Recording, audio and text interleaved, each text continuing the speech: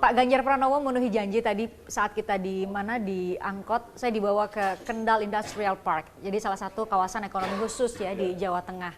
Pak Ganjar, di depan kita nih ada terlihat ini sih kalau kita lihat sih gampang begini ya, tapi tentu ada proses panjang negosiasi meyakinkan sampai bisa mau masuk ke sini. Ya, ini kerjasama antara Indonesia dengan Singapura yang pada saat itu 14 November nih Mbak 2016 Pak Presiden Pak Joko Widodo dengan Prime Minister dari Singapura, Pak Lee Hsien Loong datang dan waktu menarik Mbak, menegangkan. Karena pagi mesti ada gunting pita, sore itu masih ada beberapa yang belum diteken. Sore sehari sebelumnya ya? Iya, jadi di rumah saya di Puri Gede itu kami rapat waktu itu dengan Menteri Perindustrian, dengan Menteri Luar Negeri, dengan Menteri Perdagangan gitu kan. Terus kita bicara, saya telepon sana, telepon sini. Lagi-lagi Mbak, intonasinya harus tinggi.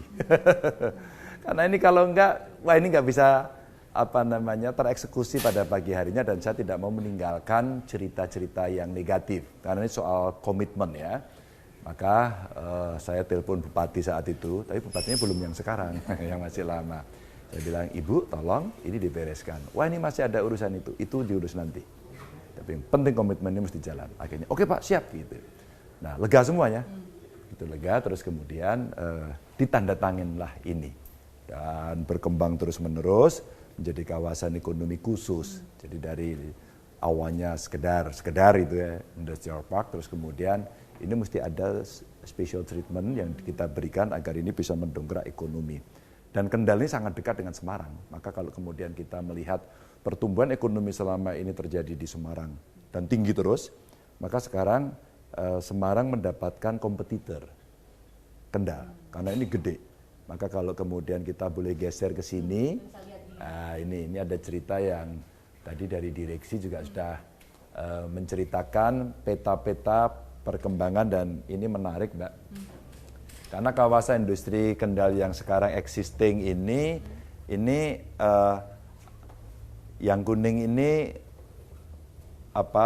toll roadnya ya udah beres ini. Terus ini Pantura roadnya. Terus kemudian kita menyiapkan toll roadnya yang ini, yang merah. Terus kemudian kita lagi siapkan ring road. Wah ini Mbak, ini nyebrang laut nih, nyebrang laut ini. Nah ini ada pelabuhannya Tanjung Mas. Sekarang kita masih berdebat untuk memutuskan apakah Tanjung Mas sebagai portnya ini bisa digedein. Ini punya problem, land subsidence, punya problem yang tinggi. Terus kapasitasnya masih kecil. Nah kalau kemudian Kendal sudah ada kawasan industrinya, mesti ada port, nah ini segera kita butuh putusan. Ini negosiasinya masih panjang. Sementara di sebelah sini ada kawasan industri Batang. Maka ketika kawasan industri Kendal ini muncul, betul-betul ini menjadi pusat pertumbuhan ekonomi baru yang ternyata nular Mbak, kayak penyakit. Nular ke siapa? Nular ke sebelahnya. Jadi sebelah-sebelahnya ini muncul kawasan industri. Ini pergantian pemerintahan di Kendal ke Pak Bupati yang baru ini, Mas Diko, rupanya ini anak muda yang cukup progresif. Progresif, oke, dan kemudian komunikasinya bagus, lancar, kawasan industri juga sangat komunikatif, maka udah komitmennya itu bisa terlaksana dengan baik. Datanglah Mbak orang berbondong-bondong. Orang ini berarti investasi dari luar negeri ya? Investor, dalam dan luar negeri mereka masuk. Dan nanti kita akan minta tolong, karena saya nggak hafal Mbak. Sumpah Mbak, saya bukan pemilik. Sumpah ini. Saya hanya coba to facilitate saja, agar ini bisa berjalan dengan baik. Nanti kita minta tolong pengelola agar kita bisa melihat. Nah, lihat langsung ya Pak. Apa. Iya, aslinya seperti apa. Dari 2016 sampai 2022 hari. Perkembangannya seperti apa? Ya. Itu. Ini besar sekali sebenarnya ya nilai investasinya ya, 2,6 miliar dolar Amerika Serikat loh ya. Betul. Pertanyaannya kan nggak hanya uang yang masuk, nggak hanya ada kemudian produk yang lahir, tapi ada penyerapan tenaga kerja itu loh Pak Ganjar. Supaya... Itu Mbak, karena PR kami itu kan ada dua yang besar ya. Satu bagaimana menciptakan lapangan kerja dan otomatis akan menyerapnya lebih banyak. Yang kedua, otomatis ini juga akan menurunkan angka kemiskinan. Tapi begitu di kawasan industri Kendal itu muncul ya investasi yang berteknologi tinggi, maka sumber daya manusia kita nggak bisa biasa-biasa saja. Ini yang mesti kita genjot. Sehingga vocational school-nya mesti ada, dan kita berharap ini ada teaching industry di sini, terus ketemu. Bahkan kemarin saya sampaikan di beberapa tempat, di pabrik-pabrik yang lain, Anda boleh kok pesen SDM, ngijon SDM itu boleh. Bahkan saya izinkan kalau akan mendekatkan atau mematchkan antara kurikulum yang ada di sekolah dengan kebutuhan industri. Jadi jangan umum-umum, langsung aja khusus mesinnya ini, maka kamu prakteknya pakai mesin ini, gitu. Jadi mereka akan latihan terus. Bisa langsung kerja gitu ya? Betul, dan disupervisi oleh industrinya langsung, sehingga nanti hitung-hitungannya umpama saya pesen 100 orang, nanti kita akan tes ulang, dan kemudian saya ambil 20 terbaik, pasti saya ambil. Jadi semua kan ada kompetisi di antara siswa agar mereka juga serius gitu. Sehingga lulus itu tidak perlu training lagi. Trainingnya kapan? Ya 3 tahun dia sekolah itu. Gitu. Jadi saat lulus dia sudah siap kerja. Ya. Pak Ganjar, banyak sekali para pemimpin itu yang kemudian dipaksa oleh keadaan untuk harus memilih antara pro terhadap, seolah-olah ya, mungkin Pak Ganjar bisa konfirmasi, seolah-olah harus pro terhadap pengusaha atau pro terhadap pekerja di dalam negeri, investor dalam luar negeri maksud saya. Ini seolah menjadi pilihan, termasuk misalnya konteksnya sekarang ada UMP ya, UMP dan UMK. Saya sudah lihat Instagramnya Pak Ganjar sudah ngumumin gitu ya, 6, sekian persen sampai 7 ya, 7%. Beberapa kota beda-beda. Tapi bagaimana Pak Ganjar menjaga ini dalam bandul yang seimbang? Kan semua warga Pak Ganjar, mau pekerja adalah warga Pak Ganjar, pengusaha juga warga Pak Ganjar. Kalau pengusahanya ngambek ya pergi juga mereka, jadi nggak jadi investasi gitu. Ini pertanyaan bagus. Kadang-kadang orang takut menjawab karena takut ini soal sensi, populer atau tidak. Mbak, realitas. Kalau kita melihat realitas, belum banyak perusahaan yang masuk di Jawa Tengah. Saya katakan belum banyak. Saya membandingkan dengan rasio jumlah penduduk dan kebutuhan tenaga kerja. Maka kenapa kemudian orang akan pergi ke tempat lain.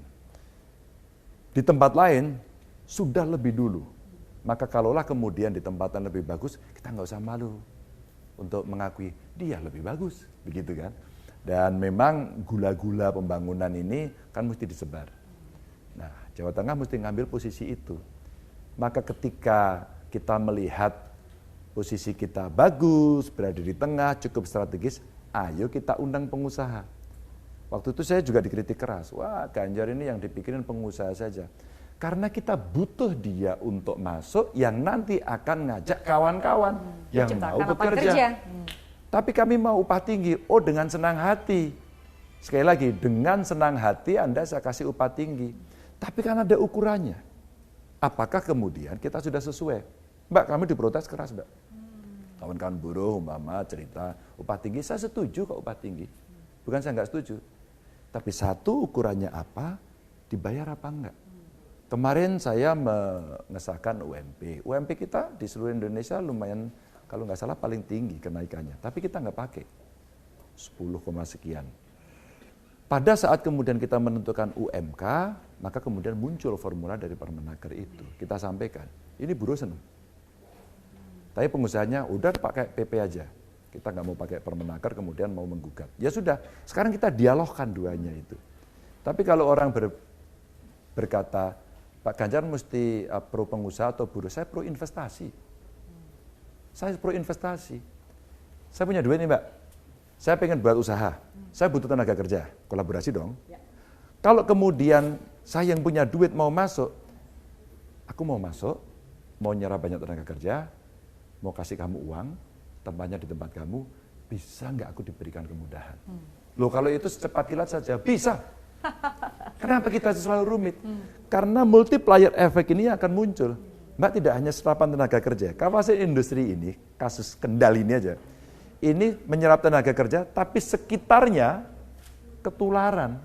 Ekonominya jadi. Iya Mbak, warung pasti hidup. Kita dulu bicara dengan manajemen bahwa sekolah itu kemudian punya mitra, terus kemudian kita bicara teknologi baru mesti dikembangkan, update dan upgrade. Maka kondisi Indonesia seperti ini hari ini, kita mesti berpikir semua pro investasi. Emangnya duit negara cukup? Duit negara kecil Mbak. kecuali hari ini APBN kita sudah 10.000 triliun. Oke lah kita bicara ya, APBD kita katakan di Jawa Tengah sudah 100 triliun, kita boleh bicara itu. Tapi kalau kemudian kita belum, kita masih butuh bergandengan dengan swasta. Gitu. Tapi komunikasi, relasi Pak Ganjar sendiri, kalau harus digambarkan dengan, ini salah satunya kalau saya hadir di sini kan ada Singapura, dengan negara-negara lain yang Pak Ganjar bilang, kalau saya harus milih sih saya hanya milih investasi. Mereka yang punya uang itu sudah baik, setidaknya relasi yang dibangun saat ini menjabat sebagai Gubernur Jawa Tengah untuk jadi modal. Setidaknya banyak orang yang berkomunikasi secara langsung ke saya. Umpama banyak perusahaan Korea Selatan ya, masuk ke Indonesia, kemarin saya datang ke sana. Sekarang pihak Korea komunikasi intens, terus kemudian dia mengundang perayaan bersama Hari Kemerdekaan yang terpaut 2 hari. Terus hari ini mereka mengundang saya ke sana. Jadi sebenarnya itu indikator saja bahwa kemudian mereka mendapatkan layanan. Dan selalu saya sampaikan, kalau Anda punya kesulitan, ini nomor telepon saya. Pernah suatu ketika di salah satu kabupaten nih Mbak, ada yang nakal. Jadi dia tenaga kerja asing, pabriknya baru berdiri. Pasti pikiran investor adalah saya kepingin startup dari perusahaan ini, ketika setup-nya dimulai, mau dong disupervisi oleh yang dia percaya. Siapa? Orang saya. Maka kemudian dikirimlah orang-orang itu. Tapi ada salah administratif. Kamu itu mulai bekerjanya bulan depan, bukan sekarang. Jadi persoalan besar. Terus kemudian dia disemprit dan akhirnya apa Mbak? Diselesaikan lewat pintu belakang, di bawah meja. Itu perusahaannya dari Hong Kong kalau tidak salah. Itu pengelola langsung telepon saya. Pak Gubernur, saya minta tolong. Saya ada problem seperti ini dan ini menjadi tidak mengenakan. Saya telepon langsung. Dari mana? Urusannya, dengan imigrasi saya telepon. Pemdanya siapa ini saya telepon. Anda selesaikan sekarang ya? Kalau Anda menyelesaikan di belakang, maka Anda korup. Inilah yang membuat pengusaha itu sebel. Itu Mbak. Sehari Mbak, selesai. Sehari selesai, terima kasih. Kita atur dalam kondisi yang dibalikkan ke titik nol lagi, oke ya kita mulai baru lagi. Nah itulah kenapa, kayak pertanyaan kita ngobrol pagi tadi, kenapa sih kita harus turun ke masyarakat? Kenapa sih kita harus check and recheck gitu ya? Itu yang terjadi, itu kasus ya 2 yang muncul. Beberapa hari terakhir kemudian beberapa duta besar datang. Dari Singapura, Menteri Pembangunan, Menteri Keuangannya cerita dan dia bicara kawasan industri ini. Kendal ya? Ya Kendal. Kalau nggak salah Menteri Keuangannya mau jadi Perdana Menteri itu. Kita ngobrol banyak di rumah saya. Beberapa waktu kemudian datang bersama Kadin, Duta Besar Uni Eropa. Dia berbicara dan punya minat untuk itu. Duta Besar Amerika ketemu dan kita berbicara bagaimana meningkatkan kerjasama itu. Terjadi. Terus terakhir kemarin dari Swiss bahkan Menteri Sekretaris Negara bersama Duta Besarnya ngomong, dan saya ceritakan, kawan-kawan dari Swiss, andai ini lumayan loh investasi di Jawa Tengah, Anda ranking 7. Anda ranking 7, jadi 10 besar Anda masuk. Wah langsung dia berbicara dengan sangat antusias dan kemudian kita dorong. Maksud saya, memanage ini saya sampaikan kepada mereka karena mereka tahu, itu posisi politik saya. Itu luar negeri Mbak. Yang dalam negeri bagaimana? Ya itu tadi. Kalau dalam negeri kan lebih bisa high gitu. Pak Ganjar saya seperti ini, saya punya problem ini. Sini. Nah, nanti kita tinggal komunikasi. Muhammad dengan Bupati Kendal. Saya telepon aja. Mas Diko, bisa dibantu nggak? Siapa? Saya cek langsung. Kalau kita ketemu orang yang seperti ini Mbak, cepatnya minta ampun. Tapi kalau, baik Pak nanti saya cek dulu Pak. Gitu. Paginya kok nggak lapor ya? Saya cek. Pak, sudah selesai belum? Oh sebentar Pak, staf saya masih di lapangan. Buat saya, itu sudah menjadi indikator yang buruk untuk sebuah usaha. Makanya, jangan ada penundaan ya. Komunikasi antara pengusaha, umpama buruh dalam hubungan industrial ini menurut saya juga menjadi penting untuk kita omongkan. Tapi tentu omongan saya ini tidak sesempurna yang didengar ya. Pasti adalah yang dinamika yang terjadi lah ya. Pas itu enggak, itu sangat mungkin terjadi. Tapi komitmen saya sampaikan, maka kalau ada pengusaha, investor masuk, CEO-nya datang, ini loh nomor telepon saya. Itu menjadi gampang. Nomor gitu. telepon ya. Kan lebih enak. Kemarin ketemu ekonomi Outlook itu yang di BI, ya saya datang, bersalaman dengan beberapa orang yang maaf saya tidak kenal. Begitu saya duduk, dijelaskan, nggak tahu kameranya itu pas saya jalan disorot gitu. Sehingga orang bertanya-tanya, beberapa tamu asing itu mendekat satu-satu. Siapa orang ini nggak jelas disorot gitu ya.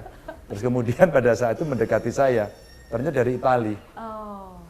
Dia duduk, dia bicara banyak, terus langsung dia bicara kerjasama. Wah. Itu, makanya saya bilang, saya punya Kendal loh, saya punya Batang loh, gitu. Saya punya Wijaya Kusuma loh, gitu ya. Saya tawarkan semuanya kalau Anda mau tertarik untuk datang. Itu ceritanya. Kita boleh lihat-lihat kawasan industrial Kendal. Saya nggak bisa jelaskan. Oh ya, kita ajak bosnya ya. Bosnya, Mas betul. Didi. Nah, Ya. siap. Kita satu mobil aja boleh izin Satu mobil ya, bareng ya. Siap. Oke. Oke, monggo. Ya, Mas.